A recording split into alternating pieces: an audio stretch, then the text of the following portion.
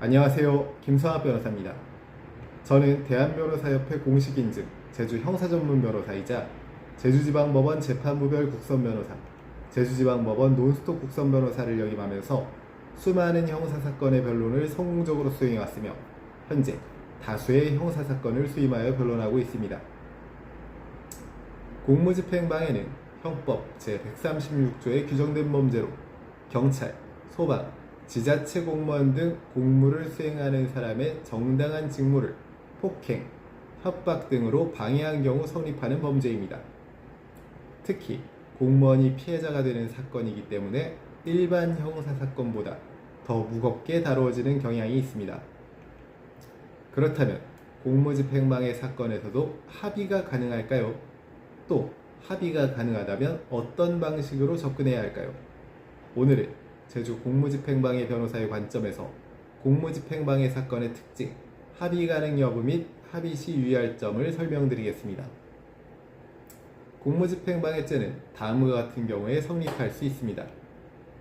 단속 중인 경찰관에게 폭행 또는 밀침을 가한 경우, 음주단속을 거부하면서 난동을 부린 경우, 지시를 따르지 않으며 공무수행을 방해하는 경우, 공무원에게 욕설, 위협을 반복하며 직무수행을 저지하는 경우, 체포, 조사, 현장 조치 중인 공무원에게 물건을 던지는 경우, 경찰관을 밀치고 달아나는 과정에서 상해가 발생하는 경우 등 이와 같은 경우들에는 공무집행방해죄가 성립할 수 있습니다. 비교적 경미한 행위라도 정당한 직무집행을 방해했는지가 인정되면 공무집행방해가 성립될 수 있는 것입니다.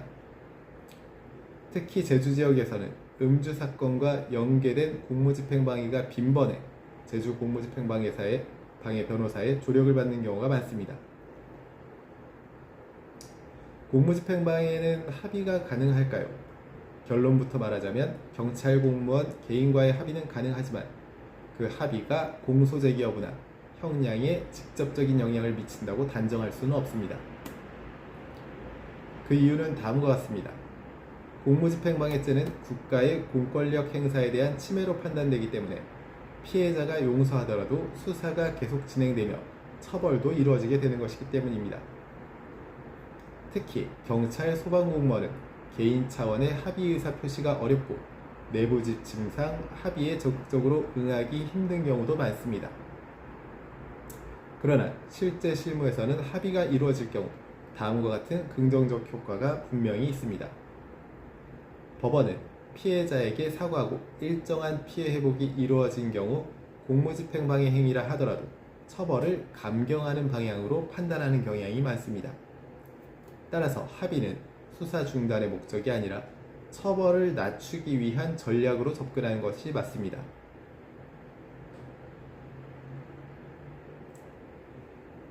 공무원 개인과의 합의는 일반 형사 합의와 조금 다르게 진행됩니다. 공무원을 직접 찾아가면 오히려 역효과를 낼 수 있으므로 변호인을 통해 정식적인 절차를 거쳐서 공무원과 연락해 합의 의사를 확인한 뒤 절차대로 합의를 진행하는 것이 가장 안전합니다. 공무집행방해 사건에서의 합의 문구에는 처벌을 원하지 않는다는 의사표시가 포함되면 양형에서 중요한 역할을 하게 될 수 있습니다. 공무집행방해 사건에서는 공무원 측에서 합의를 거절하는 경우도 많습니다. 이 경우에는 다음과 같은 방안을 통해서 감경 선처를 노릴 수 있습니다. 반성문 및 재발 방지 계획을 제출하고 치료 및 상담 기록을 확보하며 피해 최소화를 주장할 필요가 있습니다. 그리고 신속한 수사 협조를 강조할 필요가 있습니다. 현재 공무집행방해 혐의에 대한 법률적 도움이 필요하시다면 언제든지 제주 형사전문 변호사 김성학 법률사무소를 찾아주시면 신속, 정확한 해법을 제시해드리겠습니다. 조금이나마 도움이 되셨으면 합니다.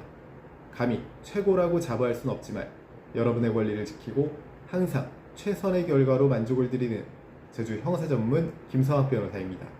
감사합니다.